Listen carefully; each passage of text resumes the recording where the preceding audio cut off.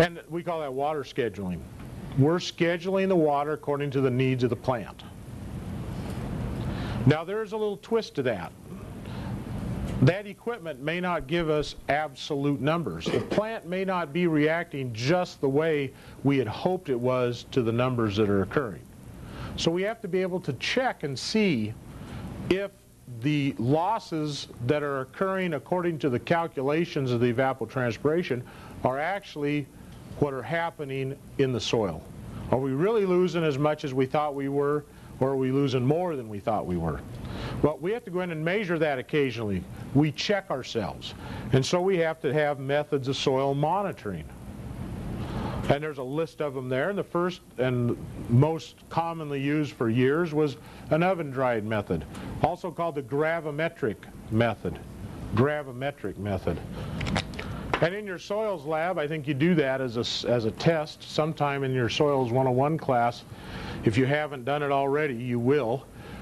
Take a soil sample, and the most typical way to do that is with a little tube that we can put down in the ground, and we can take samples at given depths. And if we're monitoring turf, you know, we'll go down 6 inches. That's all we care. We'll take a sample at the 6-inch level, take that little plug down there at the 6-inch level, we'll put it in a can, we weigh it, put the can in the oven, dry it for 24 hours at 450 degrees, have a nice baked cake by the time we're done, pull it back out, re-weigh it.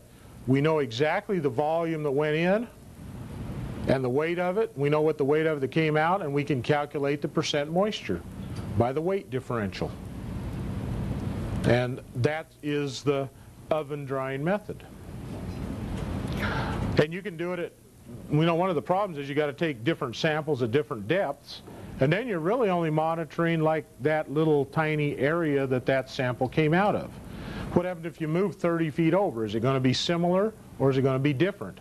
I might be in the shade of the building here, and over there I might be in direct sun all day.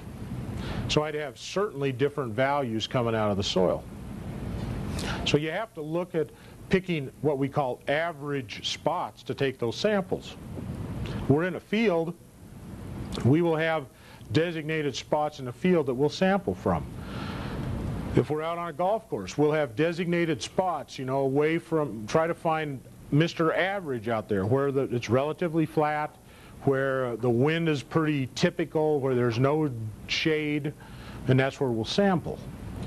If we're sampling in a field on a center pivot, we might take a sample at the 5th tower, and we might take a sample at the 7th tower and one at the 10th tower, for example. Depending on the crop, we might take a sample at 6 inches at 1 foot and 1.5 feet, like if it was potatoes. If we're sampling for corn, we might go at 1 foot, 2 foot, and 3 foot, because we have a deeper rooted crop. So lots of variables on what we sample and how deep we sample as to the kind of crop we're growing.